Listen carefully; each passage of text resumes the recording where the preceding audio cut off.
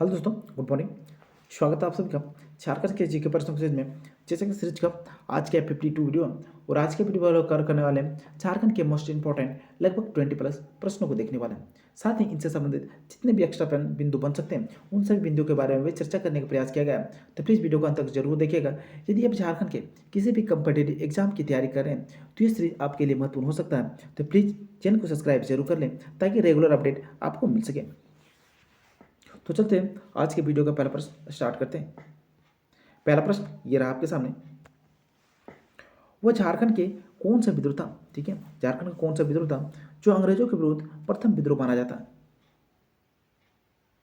तो ध्यान रखना, करेक्ट जवाब होगा ऑप्शन और बी अर्थात ढाल विद्रोह। ठीक है, वो ढाल विद्रोह आपका अंग्रेजों के विरुद्ध आपका प्रथम विद्रोह माना जाता है। ठीक है ना। चलते हैं ढाल विद्रोह के बारे में जो महत्वपूर्ण बातें बनते हैं उन सभी के बारे में चर्चा करने का प्रयास करते हैं। पहला बिंदु है आपका ढाल विद्रोह का जो नेतृत्व किया था वो आपका ढाल भूमि के राजा राजा जगन्नाथ ढाल के द्वारा किया गया था। ध्यान रखना, ये जो विद्रोह का जो नेतृत्व किया गया वो आपका ढाल भूमि के राजा जगन्नाथ ढाल के द्वारा किया गया था।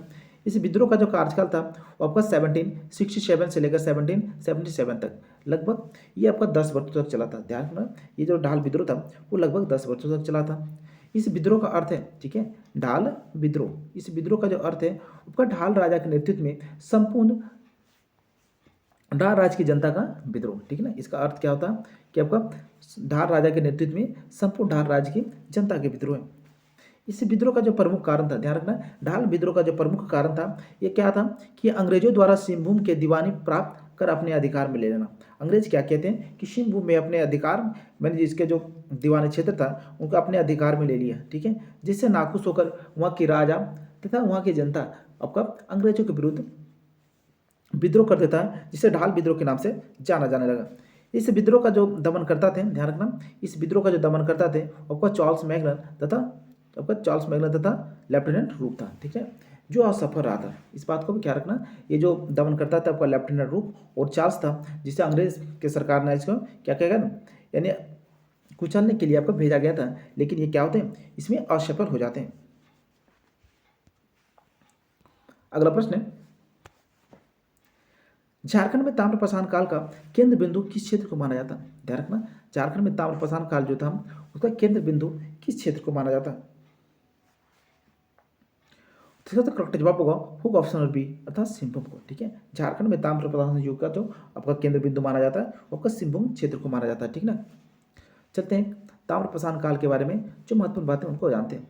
सबसे पहला बात है ये है ना कि झारखंड में ताम्रपाषाण काल का जो कालखंड था वो आपका 4000 ईसा पूर्व से लेकर 1000 ईसा पूर्व को माना जाता है। ध्यान रखना, कितना 4000 ईसा पूर्व से लेकर आपका 4000 ईसा पूर्व से लेकर आपका 1000 ईसा पूर्व को माना जाता है। इस काल में असुर, बिरजा तथा बिरहोर जनजाति, ध्यान रखना, झारखंड में जो सबसे पहले जो जनजाति आए थे वो आपका असुर जनजाति आया था, बिरजा है, ये बिरहोर, यही सब जो जनजाति है झारखंड में सबसे पहले प्रवेश किया था। तो इस काल में असुर, बिरजिया, बिरहोर जनजाति तंबा गलाने में तथा उनसे संबंधित जो उपकरण बनाने में निपुण थे। ध्यान रखना, उस वक्त जो था आपका ये जनजाति जो झारखंड में आपका तांबा गलाने के तथा उनसे संबंधित जो उपकरण बनाते थे उनमें निपुण थे। चलते अगले प्रश्न की ओर। अगला प्रश्न है, समुद्रगुप्त के शासनकाल में छोटा नागपुर को किस नाम से संबोधित किया गया? ठीक है, समुद्रगुप्त के जो शासनकाल था उसमें आपका छोटा नागपुर को किस नाम से संबोधित किया गया? तो ध्यान रखना, करेक्ट जवाब होगा ऑप्शन और बी अर्थात मरुण देश। ठीक है, छोटा नागपुर के यानी समुद्रगुप्त के शासनकाल में जब छोटा नागपुर को पुकारा गया था वो को मरुण देश के नाम से पुकारा गया।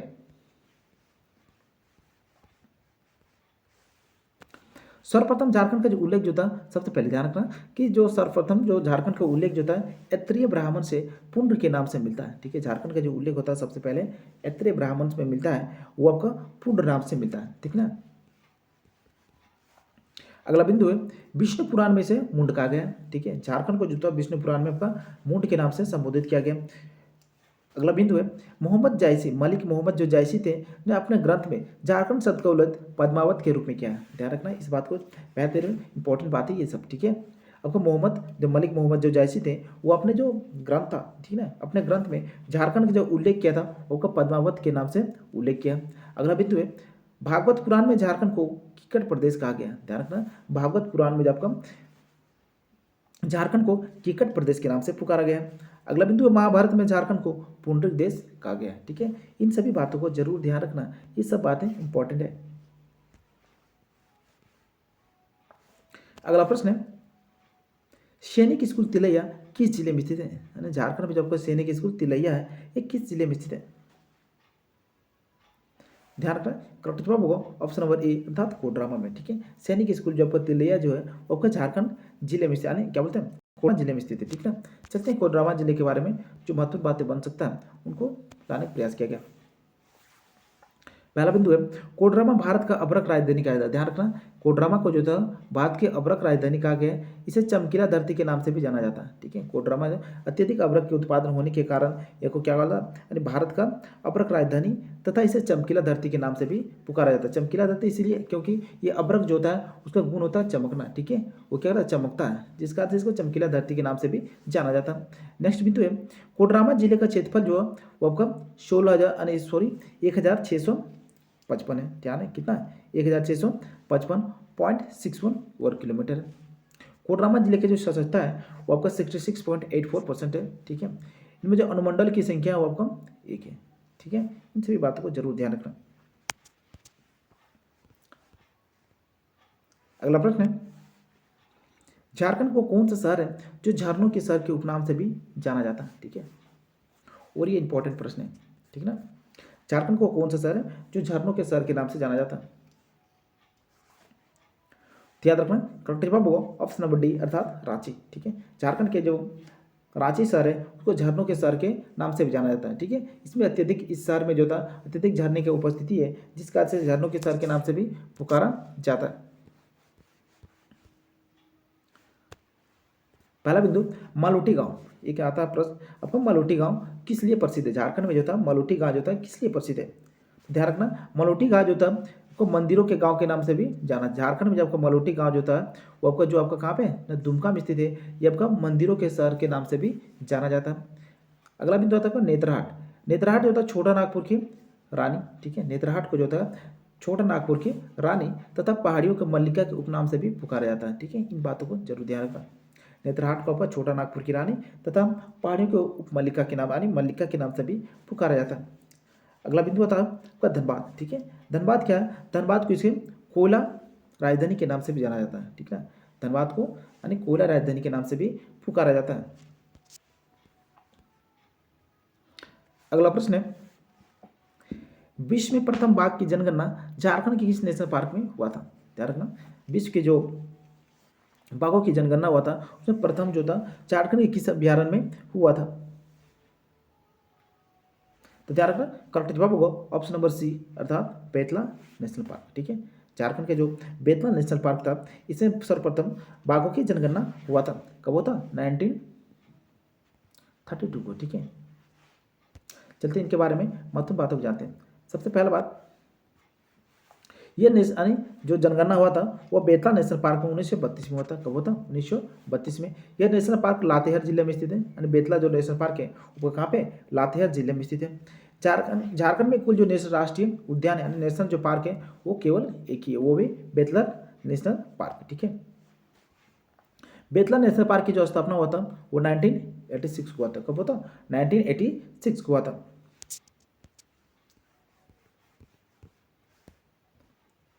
अगला प्रश्न है झारखंड में अब तक की कुल कितने बार राष्ट्रपति शासन लागू किया जा चुका है? ध्यान रखना, झारखंड में अब तक कितने बार राष्ट्रपति शासन लागू किया जा चुका है? इसका करेक्ट जवाब होगा ऑप्शन नंबर सी अर्थात 3 बार। ठीक है, कितने बार हुआ? अभी तक आपको झारखंड में 3 बार राष्ट्रपति शासन लग चुका है। ठीक है ना, ध्यान रखना कितने बार ना 3 बार राष्ट्रपति शासन लग चुका है। चलते हैं वो कब कब लगा उन सभी के बारे में जानते हैं। ठीक है, सबसे पहला तो राष्ट्रपति शासन जो संविधान के अनुच्छेद आपका 356 के अंतर्गत रखता है। ध्यान रखना, सबसे पहले जब तक इस बात को क्या रखना कि झारखंड जो राष्ट्रपति शासन लगता है राज्य में, ठीक है, वो अनुच्छेद 356 के अंतर्गत लगता है। पहला जो राष्ट्रपति शासन लगा था झारखंड में वो आपका 19 जनवरी 2009 को लगा था। ठीक है, किसके राज्यकाल में? यानी सैयद सिब्बे रज्जी के कार्यकाल में। जो आपका राज्यपाल थे झारखंड के आपका सैयद सिब्बे रज्जी, जो इनके शासनकाल में आपका लगा था। कब? 19 जनवरी 2009 को। उस समय जो मुख्यमंत्री था आपका शिबू सोरेन था। ठीक है। दूसरी बार राष्ट्रपति शासन जो लगा था आपका 10 जून 2010 को लगा था, को राज्यपाल MOH फारूक के कार्यकाल में। ध्यान रखना, दूसरी बार राष्ट्रपति शासन कब लगा था? 10 जून 2010 को। उस समय जो आपका झारखंड के राज्यपाल थे MOH फारूक थे, ठीक है ना। तीसरा जो राष्ट्रपति शासन लगा था वो आपका 18 जनवरी 2013 को, ठीक है। उस वक्त जो आपका झारखंड का राज्यपाल था आपका सैयद अहमद, ठीक है। कौन थे आपका? सैयद अहमद थे। चलते अगले प्रश्न की ओर। अगला प्रश्न है, मुख्यमंत्री दाल भात योजना के संबंध में कौन सा कथन सही है? ठीक है, मुख्यमंत्री जो आपका दाल भात योजना के संबंध में देखा जाए इनमें कौन सा कथन सही है? ऑप्शन 1 आपका, ये योजना 15 अगस्त 2011 को लागू हुआ। बिल्कुल सही बात है ये, ठीक है। ध्यान रखना, ये जो दाल भात योजना था वो 15 अगस्त 2011 में लागू हुआ था। वर्तमान में सभी प्रखंडों में इनकी संचालन सुचारू रूप से किया जा रहा है, ये सही बात है। इस योजना के तहत 5 रुपये में एक समय का भोजन दिया जाता है, ये भी बिल्कुल सही बात है, ठीक ना। तो इस पर से करेक्ट जवाब क्या होगा? ऑप्शन नंबर डी, अर्थात इनमें से सभी, ठीक है। जो मुख्यमंत्री दाल भात योजना है उनके संबंध में ये सभी जो कथन दिए गए हैं वो आपका क्या है? सत्य है। चलते अगले प्रश्न की ओर। अगले प्रश्न है, सर्व शिक्षा अभियान, सर्व शिक्षा अभियान आरंभ झारखंड में किस वर्ष हुआ? ठीक है, सर्व शिक्षा जो अभियान है उसके तहत झारखंड में आरंभ कब हुआ? तो ध्यान रखना, करेक्ट जवाब होगा ऑप्शन नंबर बी, अर्थात 2003 में, ठीक है। सर्व शिक्षा अभियान जो झारखंड में वो 2003 में प्रारंभ होता है। ये जो सर्व शिक्षा अभियान होता है इस योजना में केंद्र एवं राज्य सरकार के द्वारा वित्त पोषण का जो अनुपात होता है यानी 50:50 होता है, ठीक है। यानी केंद्र सरकार और झारखंड सरकार ये दोनों मिलकर इसका खर्च उठाते हैं, वो भी आपका 50-50%, ठीक ना। अगला प्रश्न है, झारखंड के धरातल पर सर्वप्रथम किस जनजाति का प्रवेश हुआ? ठीक है, धरातल के जो झारखंड के जो धरातल था उसमें सर्वप्रथम किस जनजाति का प्रवेश ये माना जाता है? तो ध्यान रखना, ये जो सही जवाब होगा ऑप्शन नंबर ए, अर्थात असुर, ठीक है। झारखंड के धरातल पर सर्वप्रथम जो प्रवेश माना जाता है उसका असुर जनजाति माना जाता है, ठीक है। जनजाति ने इसे आदिम जनजाति के अंतर्गत रखा गया, इसको असुर जनजाति को। आदिम जनजाति की संख्या कुल मिलाकर आपको कितना? 8 है, ठीक है। आदिम जनजाति की संख्या कितना? कुल मिलाकर 8 है। और बाकी जो आपका 24 ये जनजाति के अंतर्गत आते हैं। कुल मिलाकर झारखंड में कितने? आपका 32 जनजाति है, ठीक है। कितने जनजातियाँ हैं? 32 जनजातियाँ हैं, ठीक है। इस बात को भी ध्यान रखना। चलते हैं असुर के बारे में, जो महत्वपूर्ण बात है उनको जानते हैं। असुर अल्पसंख्यक आदिम जनजाति के अंतर्गत आता है। ध्यान रखना, असुर जो था अल्पसंख्यक आदिम जनजाति के अंतर्गत आता है, जिसकी संख्या कितना अभी बताया हमने? 8 है, ठीक है। इस जनजाति को पूर्व देवा के नाम से पुकारा जाता है। असुर जनजाति को जो था पूर्व देवा के नाम से भी पुकारा जाता है। ये जनजाति असुरी भाषा का प्रयोग करते हैं। ध्यान रखना, ये जनजाति जो अपने बोलचाल की भाषा में क्या करते हैं ना, असुरी भाषा का प्रयोग करते हैं, अर्थात ये इसकी भाषा जो आपका असुरी है। ये अपने युवाग्री को गीति ओड़ा कहते हैं। ध्यान रखना, ये आपको जो असुर जनजाति होता है उनके जो युवाग्री होता है उसको आपका गीति ओड़ा के नाम से पुकारते हैं। चलते हैं अगले प्रश्न की ओर। अगला प्रश्न है,